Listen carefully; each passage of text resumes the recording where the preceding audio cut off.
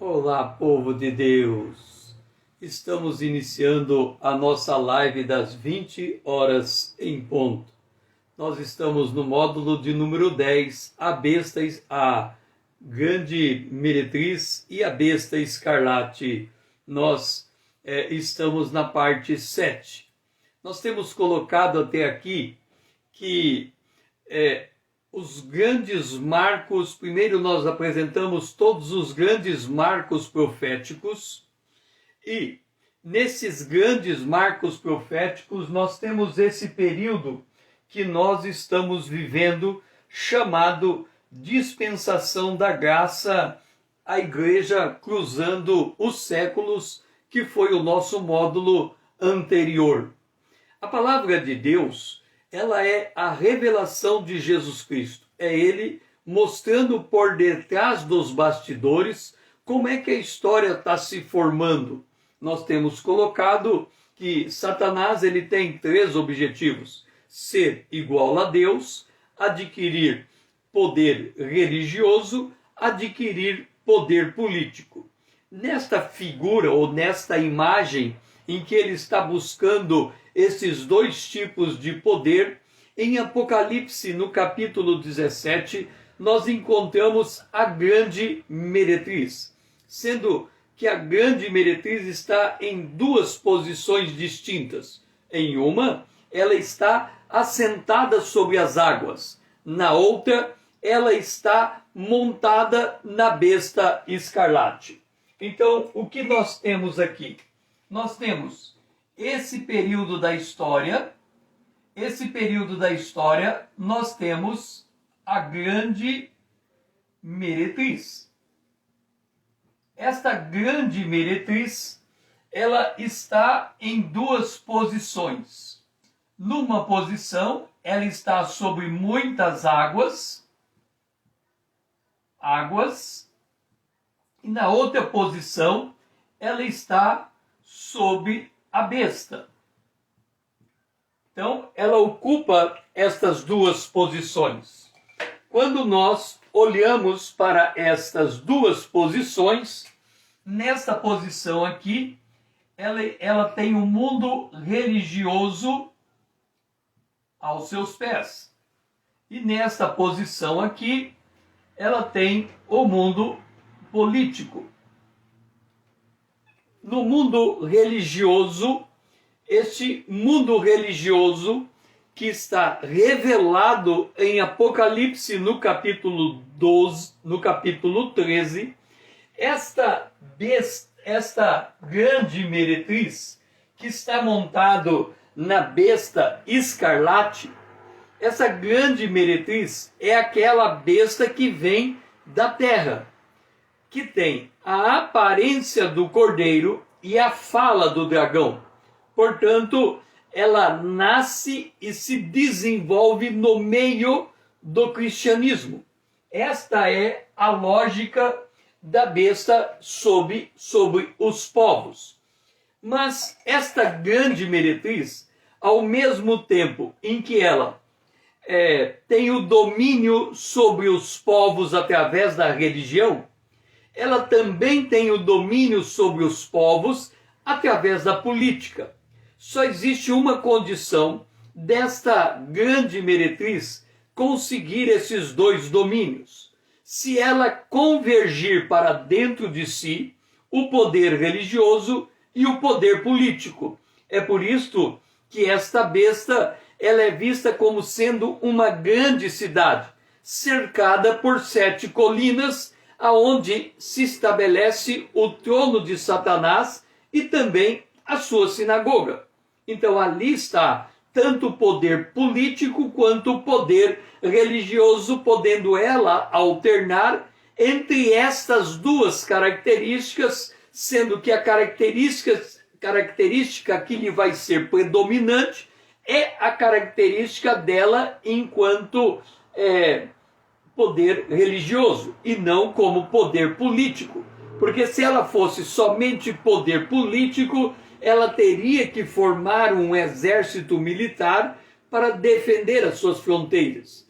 Então, ela coloca em segundo plano, aparentemente, esse poder político, domina ele por debaixo dos panos, por isso que ela está montada sobre a besta, ou seja, ela faz isso por meio de outras entidades, enquanto ela se expressa como poder religioso. Como poder político, nós vimos que a besta é formada por 7 cabeças, sendo 5 já caíram, uma existe e a outra está por vir. Quando nós olhamos para estas 7 cabeças, esta besta ela é formada pelo Egito, quando Israel ele foi feito escravo no Egito, Moisés foi libertá-lo.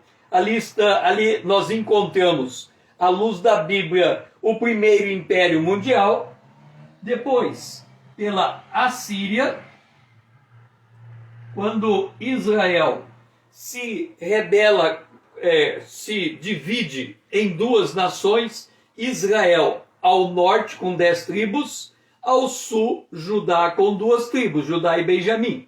Essas 10 tribos, elas seguem o caminho de Jeroboão, desenvolvendo o culto ao bezerro que eles fizeram como imagem para expressar aquele bezerro que na visão deles tinha libertado eles do Egito. E o Império Assírio, ele vem contra Israel e faz Israel cativo por sua desobediência e idolatria a Deus. Depois temos o Império da Babilônia. O Império da Babilônia foi o império que as 2 tribos que restaram também seguiram o mesmo caminho de Israel, o caminho da idolatria, prostituição e idolatria, e eles são levados cativos pela Babilônia. Depois nós temos o Império Medo-Persa. O Império Medo-Persa é aquele que, invadindo a Babilônia, ele liberta Israel do cativeiro e abre caminho para Israel voltar e reconstruir o templo caído, os muros caídos e o templo em Jerusalém, pela mão de Ciro. Depois nós temos o Império Grego, que recebe supremacia sobre o Império Medo-Persa. E aqui nós temos os 5 impérios que caíram. 1, 2, 3, 4, 5. E surge o Império Romano, que recebe a primazia de todos os reinos no período em que Jesus vem para a terra e desenvolve o seu ministério terreno até a sua morte de cruz, ressurreição e ascensão aos céus. Tudo isso acontece dentro do Império Romano, que é o império em que João esteve presente, vivo, e foi esse império que, na visão dos 5 reis e daquele que é aquele reino que era contemporâneo de João, quando João recebe as visões do Apocalipse. E aquele que haverá de vir é Roma /10, formado por 10 nações. Este império ainda está por vir. Neste ínterim, Roma se dividiu e, Dora, seja bem-vinda, Roma se dividiu e ele voltará a se unir na confluência de 10 chifres. Então nós temos aqui a besta escarlate e estes reinos aqui formando a base para Satanás implementar o reino da besta que há de vir, que é a besta depois, que virá depois do arrebatamento. Então, no Apocalipse, capítulo 17, falando desta besta que é este último animal, este último reino, que na visão de Daniel, é o animal terrível que ele vê, esse animal que vai se formar como 10 nações. Apocalipse 17:8 diz assim: a besta que viste era, quer dizer, foi Roma, não é, deixou de existir, e está para emergir do abismo. Ou seja, quando ela surgir, ela vai surgir no poder de Satanás. Ela está para emergir do abismo. E ela caminha para a destruição. Ao final da 70ª semana de Daniel, esta besta será destruída. E aqueles que habitam sobre a terra, cujo nomes não foram escritos no livro da vida desde a fundação do mundo, se admirarão vendo a besta que era, quer dizer, Roma antiga, e não é, ela deixou de existir, mas aparecerá no final dos tempos. Aqui é muito importante nós observarmos o seguinte: desde que Roma caiu, lá pelos idos dos anos 400 depois de Cristo, de lá para cá, não surgiu nenhum império mundial digno de nota à luz da palavra de Deus. Portanto, estamos falando de Napoleão Bonaparte, não foi.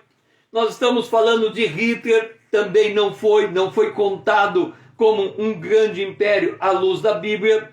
Nós estamos falando dos grandes governos mundiais atuais, os Estados Unidos, a Rússia, a China, que também não é considerado um grande império à luz da Bíblia. Também, antes dos Estados Unidos, tínhamos a Inglaterra. Enfim, todos esses grandes reinos de hoje, eles não são computados como grandes impérios à luz da Bíblia. Eles não fazem parte da história bíblica.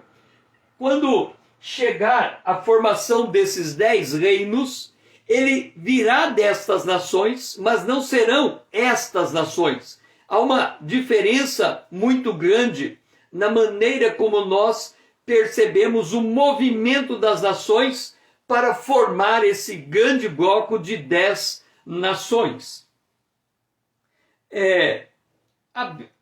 A besta que era e não é, esta besta, e aqui o Apocalipse capítulo 17, o versículo 11, está se referindo ao capítulo 13, falando da besta que veio do mar.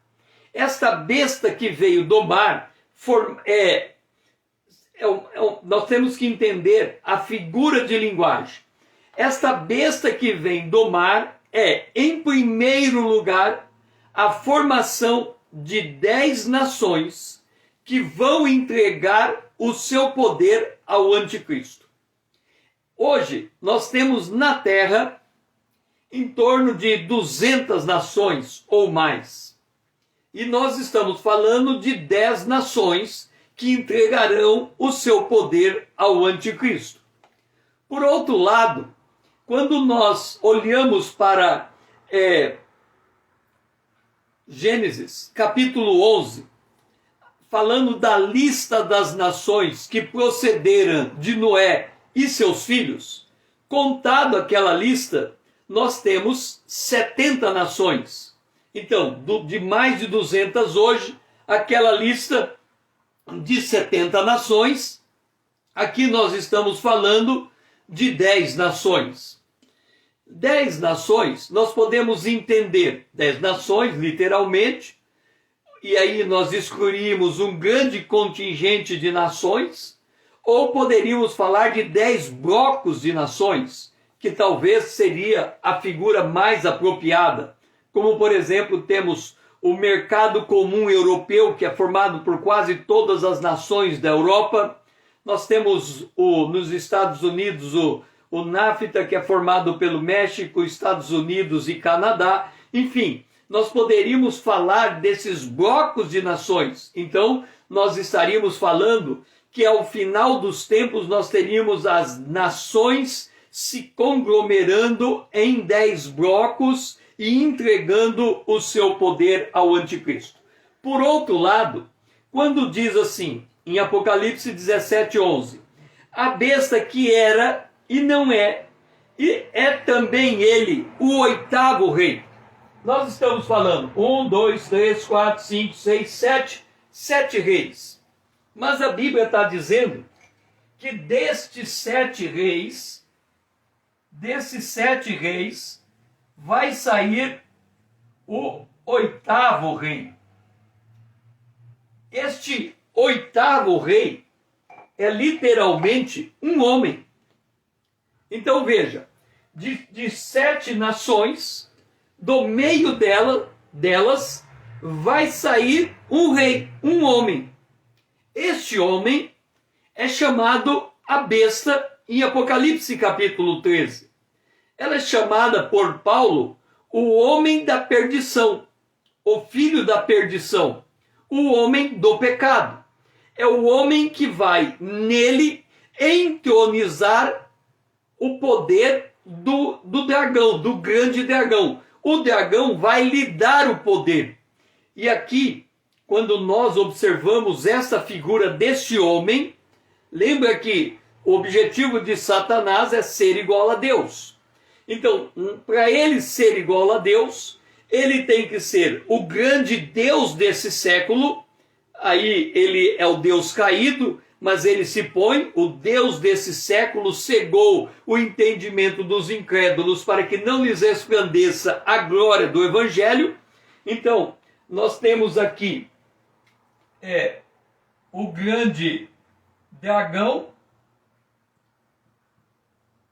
que é aquele que está nos lugares invisíveis, e ele tem consigo o homem do pecado, que seria a representação de Jesus Cristo que se fez homem. Jesus, ele é a expressa imagem de Deus, o Pai. Este homem do pecado será a expressa imagem do grande dragão, Satanás, o diabo, o maligno. E ele vai ter também, para fazer o papel do Espírito Santo, o falso profeta.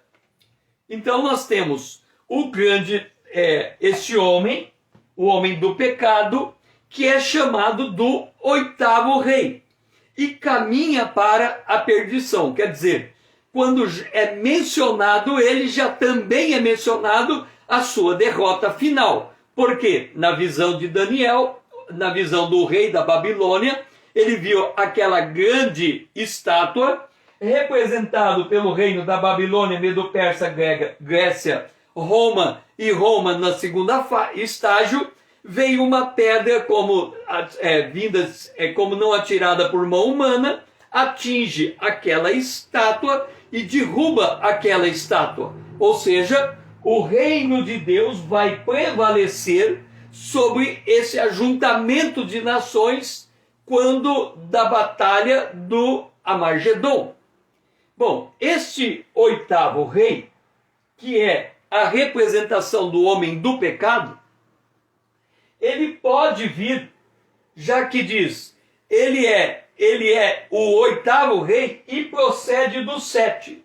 Isso significa que ele pode vir de qualquer uma destas nações. Ele pode vir do Egito, da Síria, da Babilônia, da Medo-Persa, da Grécia, da Roma e da Roma antiga. Quer dizer, existe uma infinita possibilidade, porque a região antiga que nós estamos falando aqui cobre praticamente toda a Europa, mais o Egito e a Síria.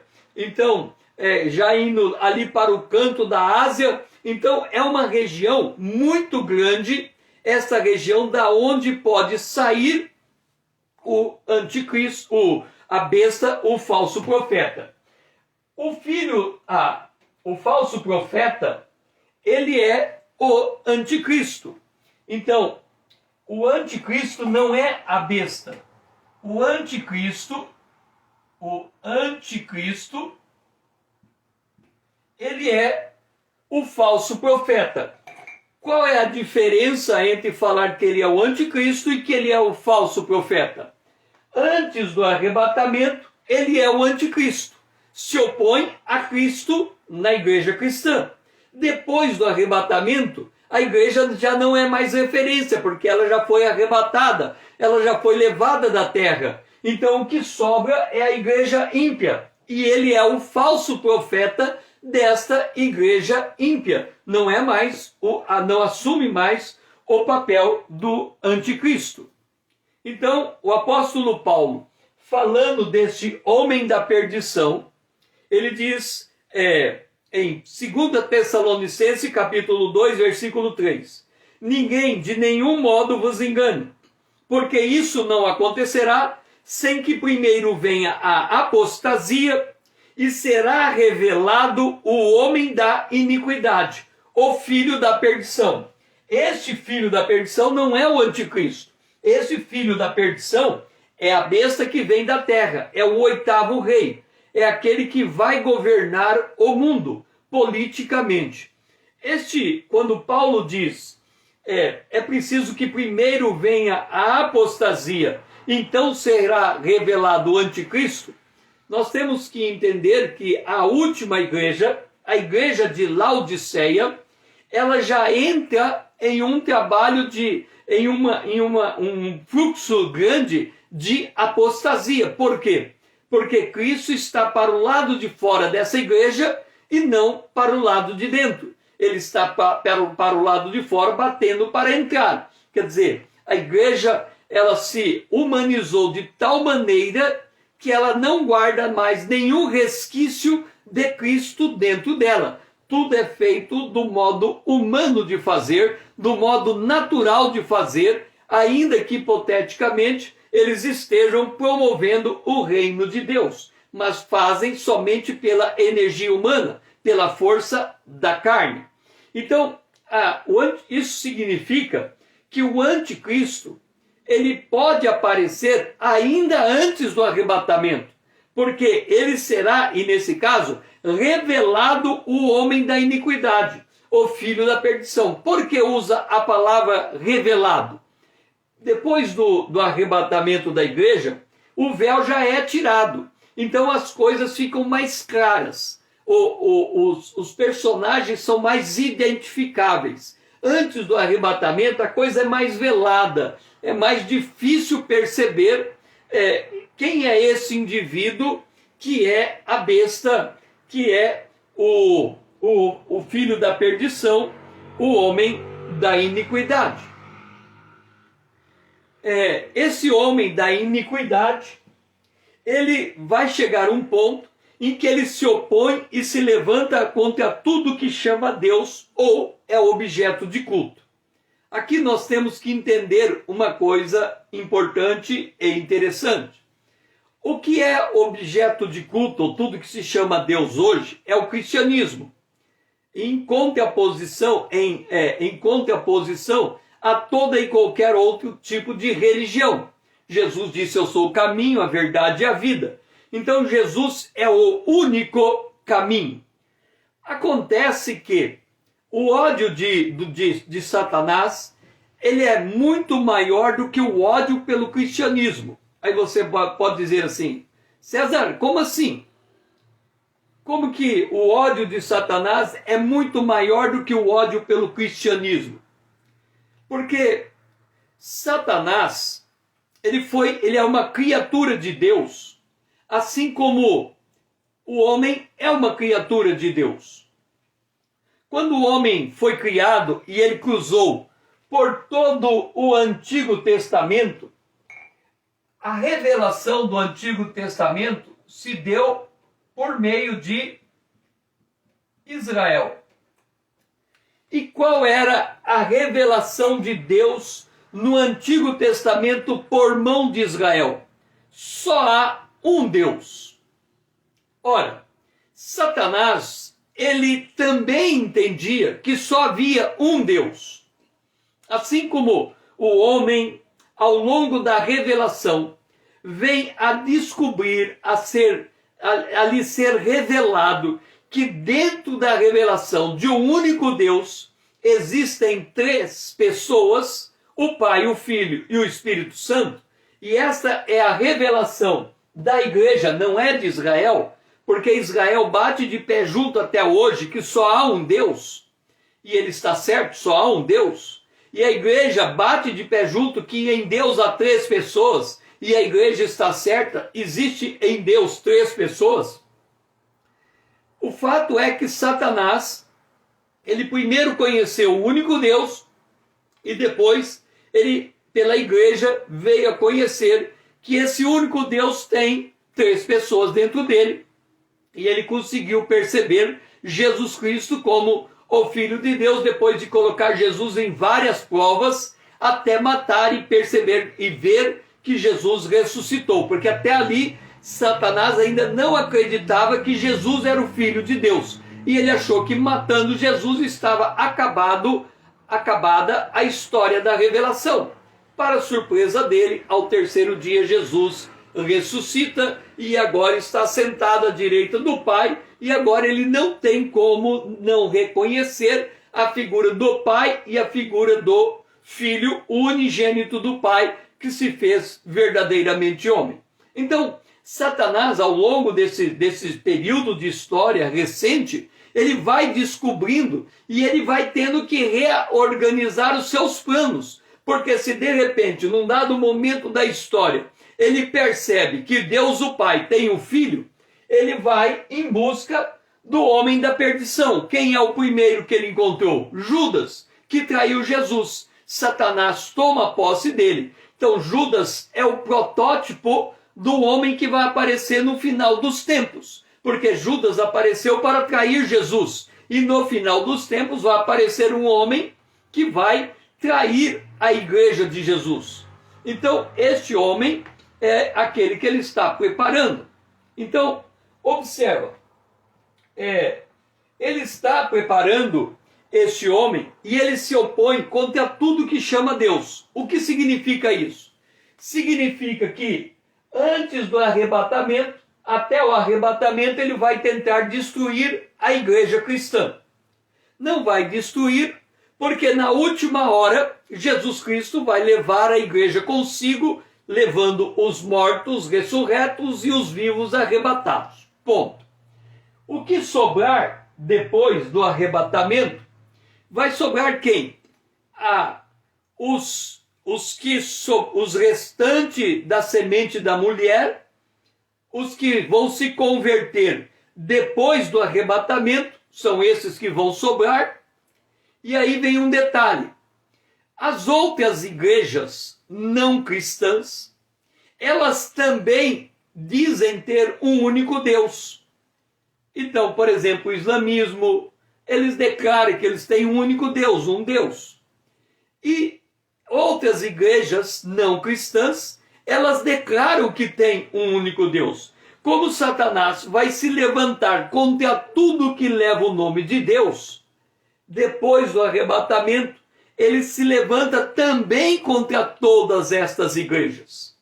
Porque ele quer unificar o culto única e exclusivamente para o homem da perdição. Daí vem a marca da besta, 666.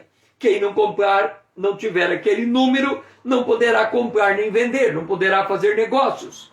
Por quê? Porque o objetivo de Satanás é destruir todo e qualquer tipo de religião, para fazer com que a única religião possível e viável naquela época seja aquela que é focada nele próprio. Então nós temos os movimentos da revelação, o oitavo rei, a besta. Nós temos que também perceber a relação entre a besta e o falso profeta, e depois a relação entre o falso profeta e o anticristo. Primeiro, a besta. A besta que viste, quer dizer, dessas 7 nações, vai sair um que é o oitavo rei. Este é a besta personificada. É o homem do pecado, o filho da perdição. Então, este que vai aparecer, ele procede dos 7, ele pode vir de qualquer dessas nações, e ele vai para a destruição. Ele vai para o lago de fogo e enxofre. Em Apocalipse, capítulo 17, o verso 16 diz: os 10 chifres que viste e a besta, estes odiarão a meretriz. Veja que coisa. Aí a meretriz está assentada sobre as águas e montada sobre a besta. Ela é, de novo, quem é a grande meretriz? A grande meretriz é um sistema religioso. Como é que nós sabemos disso? A grande meretriz é a besta que saiu do mar. Ela tem a aparência de Cristo, do Cordeiro, e fala como dragão. Então, ela é uma pária no cristianismo. Ela é um expurgo do cristianismo. Bem, esta meretriz, ela, ao mesmo tempo em que ela promove a entronização do homem do pecado, e ela promove o surgimento do falso profeta, que é um desenvolvimento do anticristo se transformando no falso profeta para levar o mundo a adorar a besta. Ao mesmo tempo em que ela faz este movimento, a besta e o falso profeta, que podemos dizer é uma cria da grande meretriz, eles se voltarão contra a grande meretriz e a despojarão, e lhe comerão as carnes, e a consumirão no fogo. César, do que é que está sendo dito aqui? Que história é essa? Se a grande meretriz, ela estava dominando o mundo, por que depois ela perde esse domínio? Nós temos que entender que a igreja, e vou colocar dessa maneira, olhando para o Apocalipse, o mundo é formado somente por 7 igrejas. Você vai dizer, César, mas tem muitas igrejas. Vamos ver, vamos contar no dedo aqui de memória. Metodista, presbiteriana, luterana, batista, Assembleia de Deus, anglicana, eu contei 6, talvez dê para contar mais uma. Depois, se a gente contar mais as neopentecostais, aí são milhares de igrejas. Mas lembra que eu falei que nós temos 200 nações em Gênesis capítulo 11. Essas 200 são reconhecidas como sendo 70 nações, mas aqui no Apocalipse, essas 70 nações são reduzidas a 10 nações. Da mesma maneira, mesmo que haja milhares de igrejas no mundo, ela é olhada à luz do Apocalipse como 7 igrejas. Se é 7 igrejas, nós vimos que tivemos a primeira igreja comparada com a parábola da semente. A segunda igreja comparada com a parábola do joio e do trigo. A terceira igreja comparada com a parábola do grão de mostarda. E a quarta igreja comparada com o fermento levedando a massa. Quando chega nesta parábola, a igreja começa a entrar em decadência. Que igreja que entra em decadência? A igreja corpo de Cristo? Não. A igreja que se institui em um conjunto de pessoas congregando em um determinado local, que formam ali uma liderança local. Essa é a igreja. Esta igreja deveria estar debaixo da doutrina dos apóstolos e dos profetas. Ela perde a visão, e quando ela perde a visão, ela se torna amiga do mundo. Lembra que na terceira ou quarta igreja, Jesus fala de Jezabel, e ao falar de Jezabel, ele fala que eles foram chamados ao arrependimento, mas eles não se arrependeram da sua prostituição. Então, esta igreja, a quarta igreja, ela vai dominar as demais igrejas e vai se assentar em um lugar, que é uma cidade que tem 7 colinas, e a partir dali ela domina as nações, domina o mundo cristão. Então, esta igreja é que será objeto de juízo.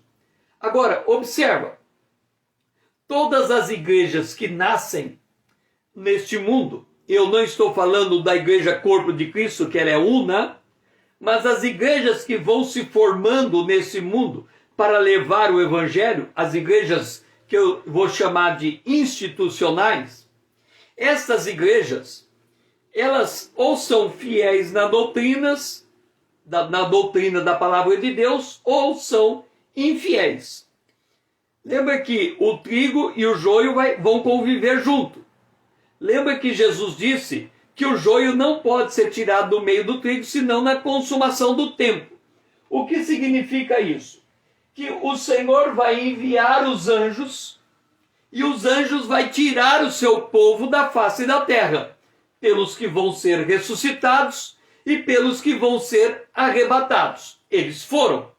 O que ficar, poderá uma parte se converter e a outra talvez nunca. Esta parte que ficar e que não se converte é a que vai formar a falsa igreja, a grande Babilônia. E esta grande Babilônia, na metade da 70ª semana de Daniel, ela será destruída pelo anticristo. Desculpe, ela será destruída pela besta. Por quê? Porque a besta e as 10 nações vão odiar essa mulher, visto que ela carrega resquício do nome de Deus.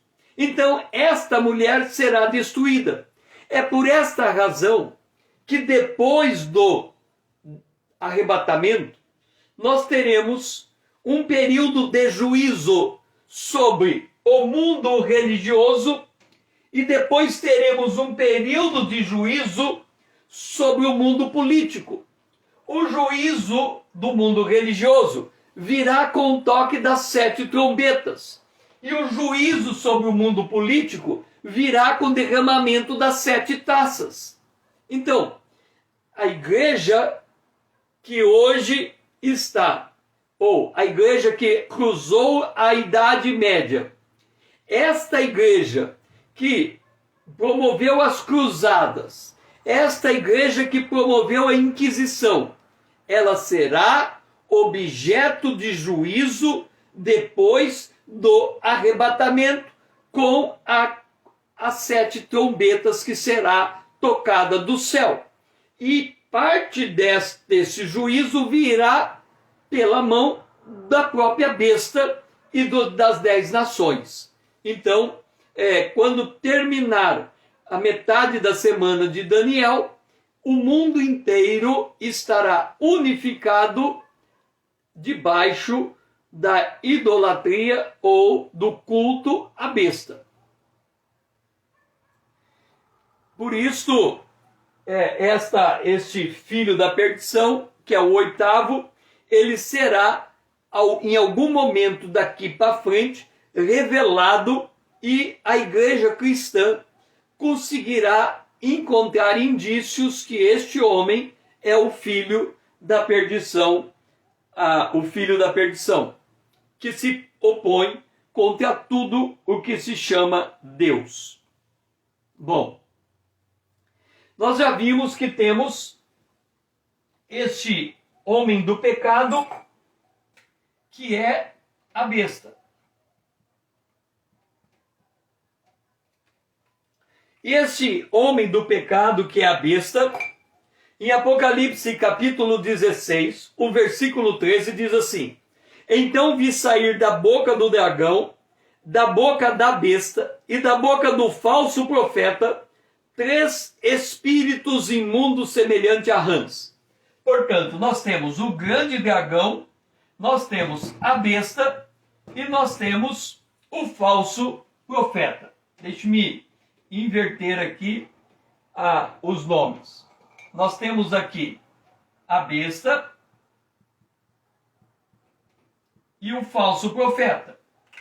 E esta besta é o que Paulo fala, o homem da perdição. O anticristo e o homem da perdição é a revelação desses dois personagens antes do arrebatamento. Antes do arrebatamento, nós podemos identificar quem é o anticristo, ele está no mundo religioso, e quem é o homem do pecado, ele está no mundo político. Então as pessoas dizem que nós temos que olhar ou buscar dois personagens, um personagem, que é o anticristo, que é a besta, como se fosse uma única pessoa, mas não são. São duas pessoas, uma que tem o poder religioso e outra que tem o poder político, que antes do arrebatamento é o anticristo e o homem do pecado. O outro lugar que faz menção desses dois indivíduos, a besta e o filho da perdição, está em Apocalipse capítulo 19, o versículo 20. Mas a besta foi aprisionada, e com ela o falso profeta. Então, esses dois personagens, eles serão aprisionados antes de iniciar o milênio, e eles serão lançados no lago de fogo que arde com enxofre, que é um lugar que foi construído por Deus depois da queda de Satanás, preparado para o diabo e seus anjos. Então, há um lugar, não sabemos onde, em que está preparado para o destino eterno de todos estes indivíduos e seres criados por Deus que se rebelaram contra Deus. Eles serão lançados nesse lago de fogo e enxofre.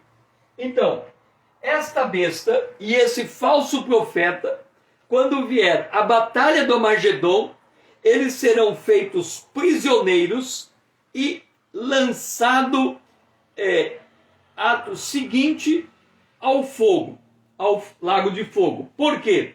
Porque eles faziam sinais que seduziu aqueles que receberam a marca da besta e adoraram a sua imagem. Então, em Apocalipse 16:13, nós vemos esses dois personagens soltando espíritos imundos, e em Apocalipse 19:20, nós vemos esses dois personagens sendo feitos prisioneiros.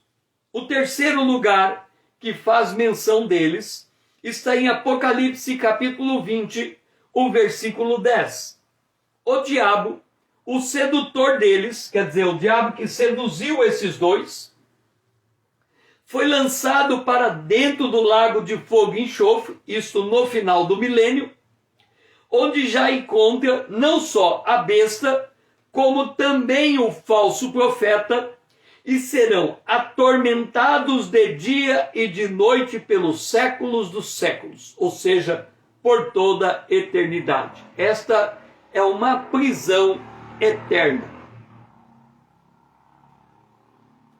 Agora, o falso profeta. Nós vimos aqui a besta e o falso profeta. Em Apocalipse capítulo 13, versículo 11, fala de outra besta, porque há duas bestas no Apocalipse 13. A besta que vem do mar, que é esta besta que tem o poder político. E depois é visto a besta que vem da terra, que é a besta que, no primeiro momento, ela tem dois chifres, ela se parece com um cordeiro, mas fala como um dragão.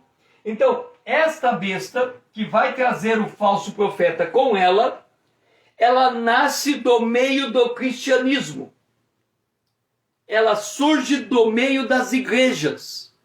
Ela é uma igreja no meio das igrejas. Por quê? Porque ela tem a aparência do cordeiro.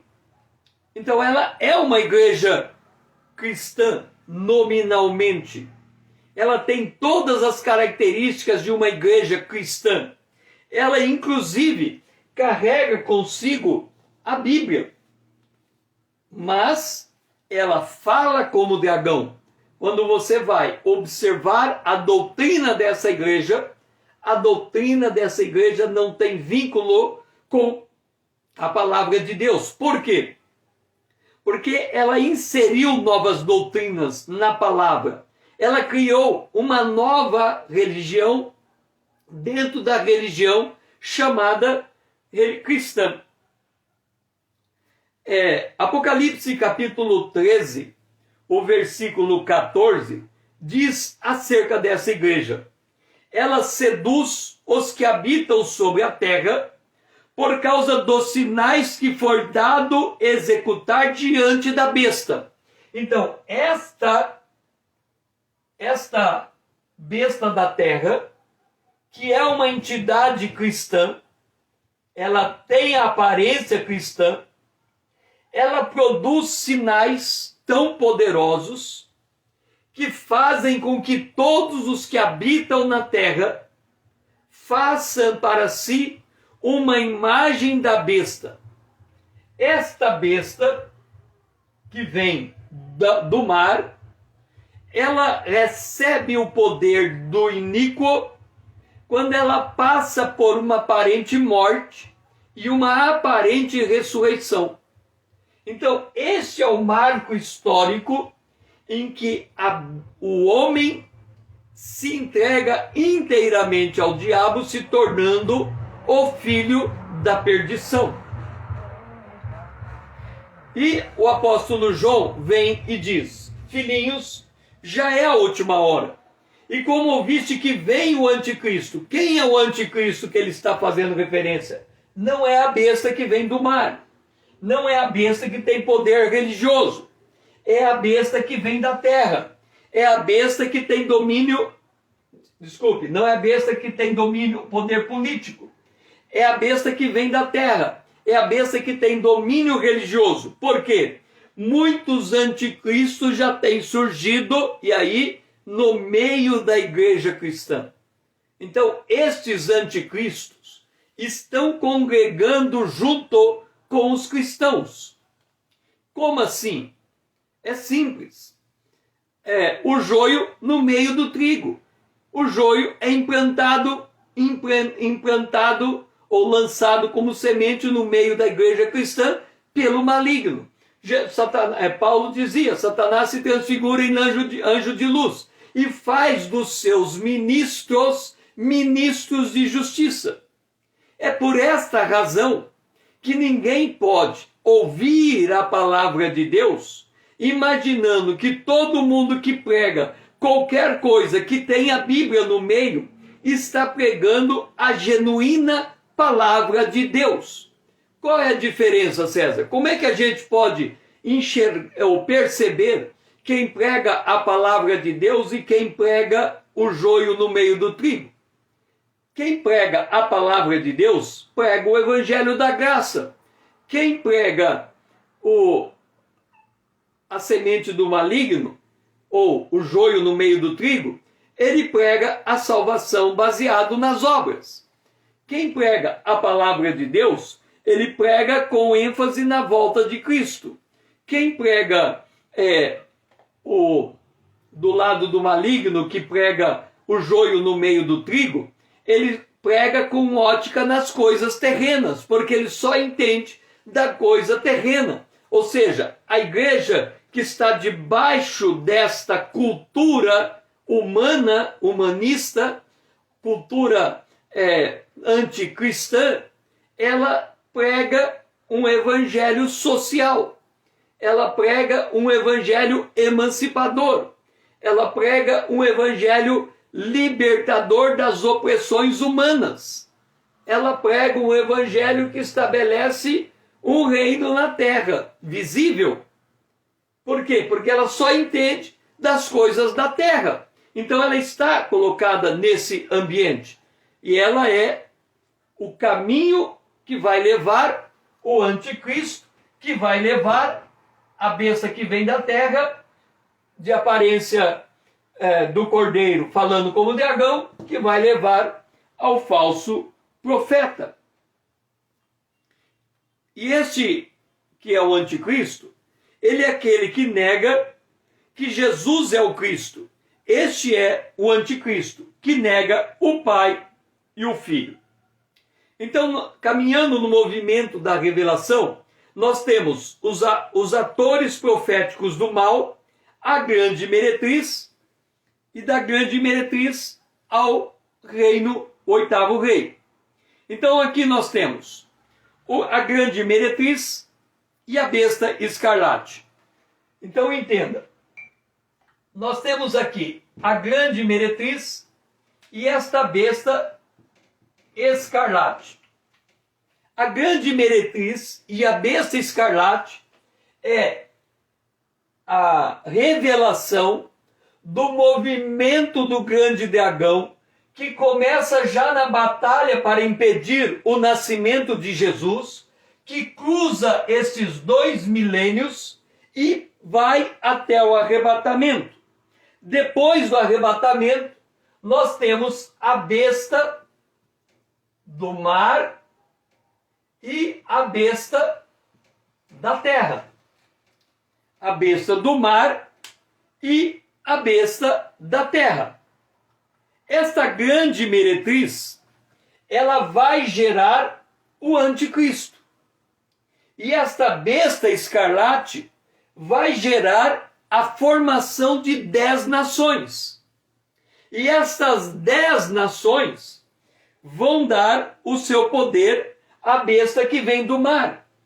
E a besta da terra é o falso profeta. Dela vai sair o falso profeta. Então, esta besta escarlate vai formar as 10 nações. Esta grande meretriz vai formar o anticristo. Depois do arrebatamento, a besta do mar vai assumir o poder das 10 nações. E a besta da terra vai assumir o poder da besta da grande meretriz. Por quê? Porque Satanás tem 2 objetivos: o mundo religioso, o poder religioso e o poder político. E estas 10 nações vai produzir o 8º rei, que também é o primeiro cavaleiro da abertura do primeiro selo do Apocalipse. Aquele cavaleiro que está colocado ali é também o 8º rei, que vai sair das 10 nações, cuja origem pode ser de qualquer uma destas 7 nações: Egito, Assíria, Babilônia, Medo-Persa, grego e romano. Ele pode ter origem em qualquer uma destas nações. A grande meretriz é esta que está sentada sobre as muitas águas. Ela também vista no Antigo Testamento como a rainha dos céus, ou seja, como uma fonte de prosperidade. E ela é vista no Novo Testamento como o anticristo, a fonte de imundícia e de prostituição, que começa lá com Jezabel, que ensina e seduz os homens no espírito de prostituição e no espírito de idolatria. A besta montada, que a grande meretriz está montada, ela também é, essa besta, essa meretriz, ela é morada de demônios, e ela é Babilônia, a grande. Ela começa a sua formação na cidade que hoje tem 7 colinas, e ali está uma igreja que ao mesmo tempo é um estado. E ela tem o domínio do maligno, porque ali o maligno estabeleceu o seu trono e também a sua sinagoga. Por isso ela é conhecida como a grande cidade. E Efésios, no capítulo 2, o versículo 3 diz: entre os quais também todos nós andávamos outrora, segundo as inclinações da nossa carne, fazendo a vontade da carne e dos pensamentos, e éramos, por natureza, filhos da ira como os demais. Ou seja, todo mundo que está debaixo desse domínio é visto pela Bíblia como filhos da ira.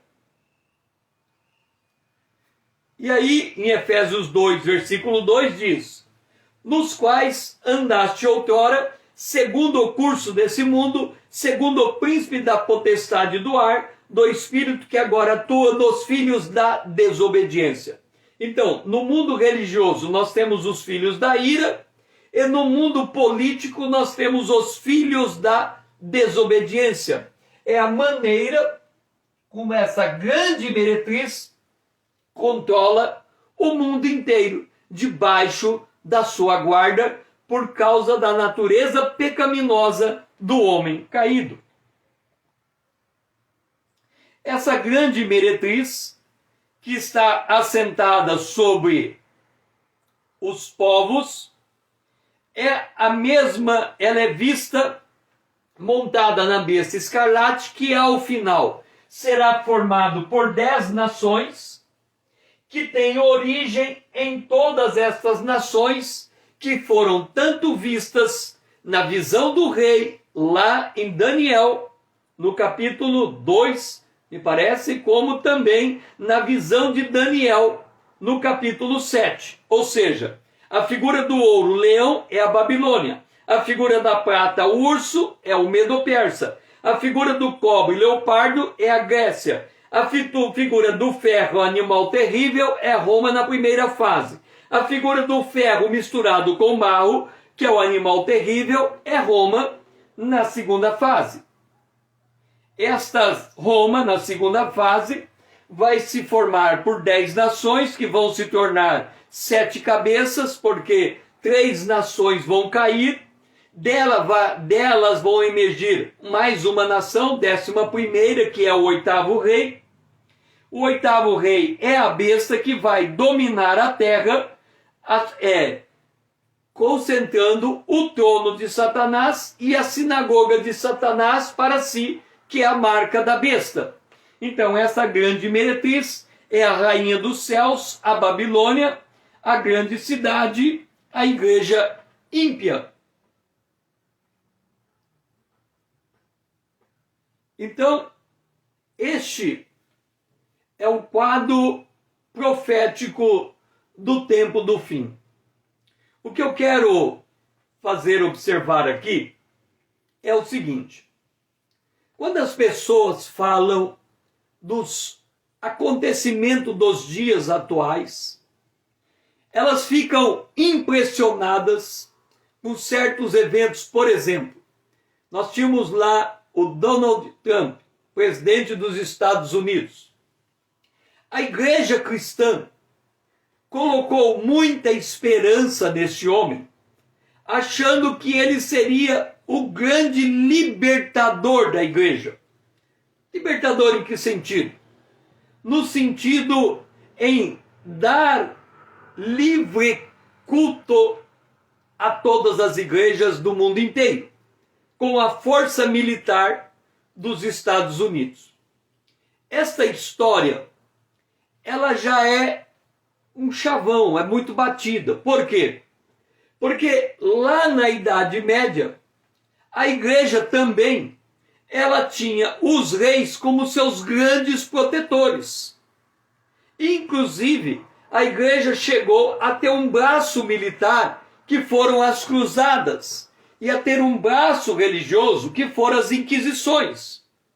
A igreja, nesses últimos tempos, ela tem um braço político, chegando ao ponto de formar um partido político, e um poder religioso, dominando os crentes com vara de ferro, com um espírito dominador. Esta estrutura, que está praticamente em quase todas as igrejas cristãs, ela está assumindo para si o espírito da igreja de Laodiceia. O espírito da igreja de Laodiceia é por Jesus para o lado de fora.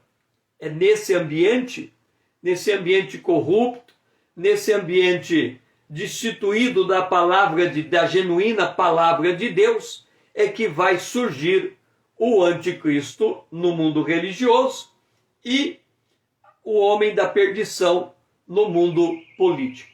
Estes dois homens vão se respeitar e se promover mutuamente, preparando o caminho para a vinda da besta, que é o oitavo rei, e do falso profeta, que é a emancipação do anticristo.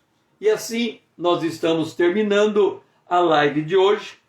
Continuaremos amanhã, se o Senhor nos permitir, às 20 horas, quando vamos encerrar esse tópico, esse módulo chamado A Grande Meretriz e a Besta Escarlate. Foi muito bom ter você aqui comigo, Dora. Se você ainda não faz parte da minha comunidade, se inscreva no meu canal, no YouTube e aqui no Instagram. Faça essa conta ficar relevante para que possamos crescer e levar essa palavra mais longe. Que você nos ajude mandando esse vídeo para os seus amigos no aviãozinho e que você tenha um restante de dia abençoado na presença de Deus e que o Senhor seja louvado.